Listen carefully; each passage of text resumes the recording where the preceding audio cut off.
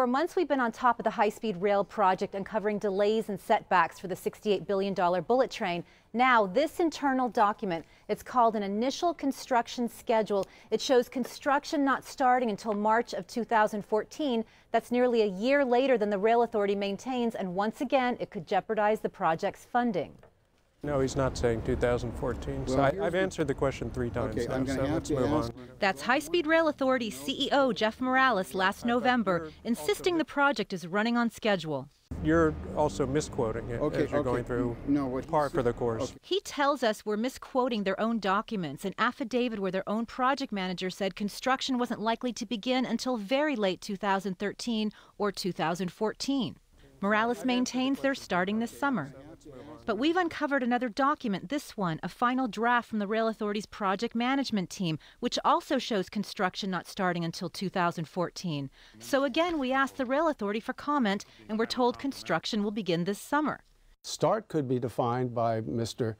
Morales and his friends as simply going out with a teaspoon in the middle of the Central Valley, digging 2 teaspoons full of dirt, and that's a start. William GRINDLEY is a global expert on high-speed rail. He's co-authored dozens of reports and takes them to Washington, D.C. to meet with members of Congress on what he says is a bad deal for Californians. Some of the facts on the ground tell us quite a different story than starting in mid-2013. We know that they haven't even started the property acquisition process seriously. We know that they haven't got any environmental clearances for anything past the first 30 miles. So some of the facts on the ground tell us quite a different story than starting in mid-2013. Yes, everyone is right to be very confused.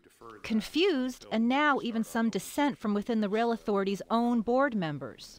Well, I think it's a big deal because it's the first time I think we see any dissent on the board. That's rail watchdog Morris Brown, who was at a Rail Authority hearing where Vice Chair Lynn Shank refused to vote yes on a key memo that would have funneled high-speed rail money into other transit projects. One of their own board members, Ms. Shank from San Diego, does not believe that the blended plan is really high-speed rail. And she refused to vote for this. I think they've got a real problem on their hands. Assemblyman Brian Jones says he's not surprised by any of this. I absolutely believe the high-speed rail is troubled. They keep moving back the start date. They still haven't bought any land for the high-speed rail. They don't have the financing. The federal government has cut the financing that they were going to provide. There's no private financing yet, which was all part of the proposition that originally approved it. So I do believe it's absolutely troubled. Now, we asked the Rail Authority to comment specifically on this document, but all they would tell us is they're in the process of getting the land and they plan to start construction this summer. I'm Heidi Cuda for Fox 11 News.